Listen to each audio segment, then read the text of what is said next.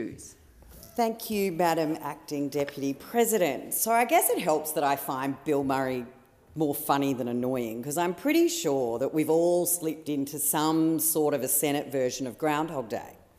But unfortunately for those opposite, they really haven't seemed able to adapt, and as we come back day after day after day, they still seem to be stepping in that puddle. But let's go through it again for those that are still struggling with the maths, the meaning of the word exponential, and those still clinging to the notion that somehow their role is to pull Australia down, to confuse and mislead the Australian public and contribute to vaccine misinformation and hesitancy. Yesterday, we saw just shy of 256,000 vaccinations delivered. That is over 250,000 vaccinations in one day. One day. And these record days, they just keep coming. So now we're at a situation where we have 45% of eligible Australians have received their first dose. So getting very close to 50%, and as we hit those $250,000 jabs days, it's going to be here before you know it. But with the second dose, we've now hit 23%. Again, almost a quarter of all eligible Australians have now been fully vaccinated. Not that you'll hear a word from those opposite. But I am glad that Senator Farrell and Senator Chisholm are sitting down, because there are a couple of things that I kind of almost agree with you on. You know, there was delays in getting the vaccines approved. I think they did take a little bit long. We know that some of the vaccines were being administered overseas quicker than they are here. They were being rolled out faster than they are here. But that was because we had an independent TGA process that wasn't pushed through. There were no shortcuts. We didn't look to circumnavigate it somehow and get them out quickly. And the reason for that, because unlike the US, unlike what was happening in Europe and the UK, we weren't seeing hundreds of thousands of people dying. We weren't seeing these outbreaks that were affecting hundreds and thousands of people every single day. We actually had a bit of time to make sure we went through the processes. And I can only imagine what the lot over the other side would have been going on with had we skipped those steps. Had we cut a corner, had we sped it through, the outcry would have been deafening. But of course, these people don't remember that. Their memory is incredibly short. In fact, Groundhog Day, perhaps it's better to resemble them to a bunch of goldfish. Because I've got to be honest, I am actually quite confused, as I'm sure most of my colleagues on this side are, what you actually want, what you actually do support, what you actually do think should have happened, because, no one knows, because you swap and change and move around and twist and turn it every second of the day.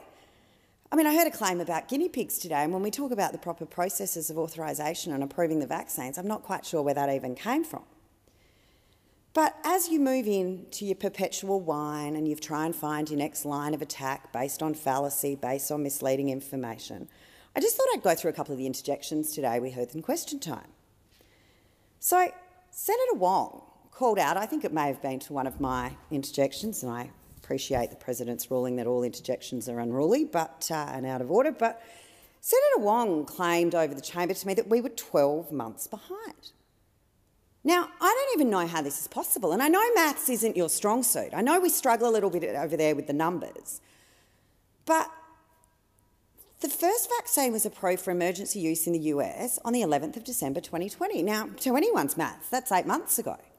So if Senator Wong can, just inform the chamber how we're 12 months behind the vaccine rollout when it wasn't even there, I realise you guys talk in myths, truths and misleading information, but, one fact every now and then wouldn't hurt you.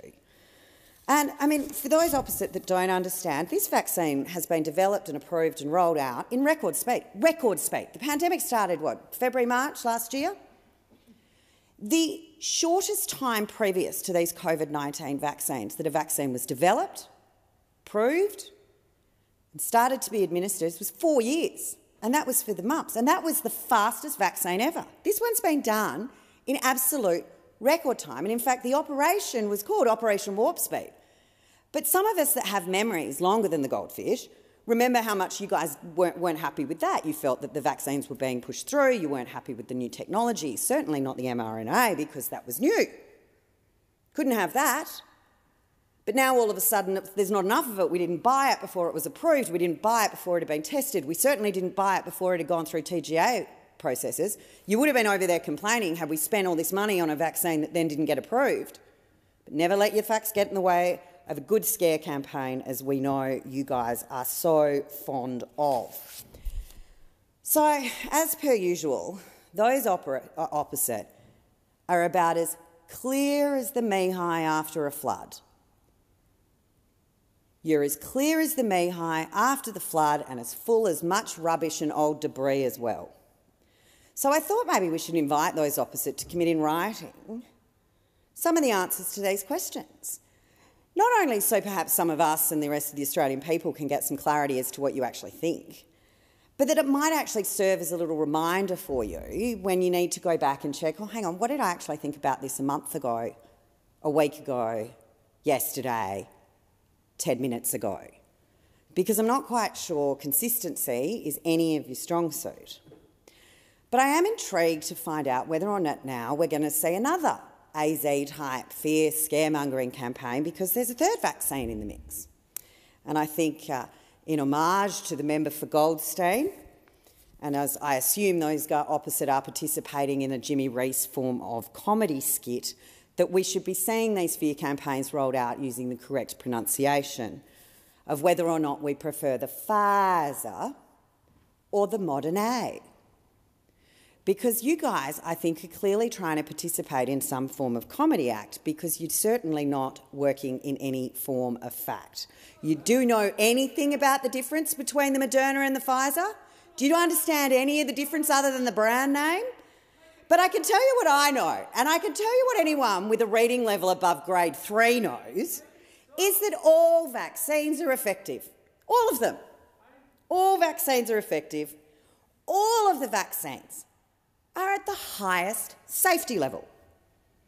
And all of the vaccines are hundreds and thousands of times less likely to kill or injure you than COVID. So just get vaccinated. Stop going out there with your brand-based scare campaigns. So you and your mates, Jeanette Young, Norman Swan, the guy who's not even a doctor, Bill Botel, just go away. You are less correct than a broken watch most days. And so, maybe I'm just feeling kind. It's Wednesday, we're in pink, maybe we're a bit warm, but, here's another shocker for you. I want to say well done, Dan Andrews. Good on you, Dan. Premier of Victoria out there telling young people to go get the AstraZeneca. Absolutely supporting the AZ. Australian jobs, Australian manufacturing, effective vaccine, plenty of it around. Let's get out there and get it in those arms. Now, I'm not a big fan of the Premier of Victoria. I'm not sure, whether his lockdown route's really the one we want to go down. Brothels, not families. It's all a bit unclear about how Victoria's really been doing about this. But his calls on the AD is spot on, but perhaps he's really just backing in that his Victoria mate, the member for Maribyrnong, who's currently in the process of resurrecting Lazarus-style his leadership ambitions. But to everyone in New South Wales, there's now hubs and buses out there. Love it. Get them out. So good. You know what? Park them on the corners. Park them in the shopping centres. And just because I know how much you love it that they're still open in New South Wales, park them in a Bunnings car park. Go and get your sea salt for your veggie patch. You can't get your sausage sandwich, but go get a vaccine. Every time you pop into Bunnings, you can get shot 1 and shot 2. Gosh, imagine how many people would be vaccinated at that rate. But I would like to give a shout out in particular today, particularly to the pop-up clinic that's occurring in Sydney LGA that I live in Redfern and Waterloo, providing from today between 10 and 4, every day through to Saturday, the AstraZeneca for anyone 18 or over, anyone who wants it. It's very clearly advertised as well, I'd just like to say, that it is the AstraZeneca, so that when we see on Sunday the ABC report, because they managed to find one guy who turned up and then have a whinge because he thought he was coming to get the Pfizer, it's the AZ. It's very well publicised. Very well publicised, AstraZeneca available. So for everyone in that Redfern, Waterloo area, inner city of Sydney, around the eastern suburbs, make sure you get yourself over to Woolloomooloo and Waterloo to get that vaccine.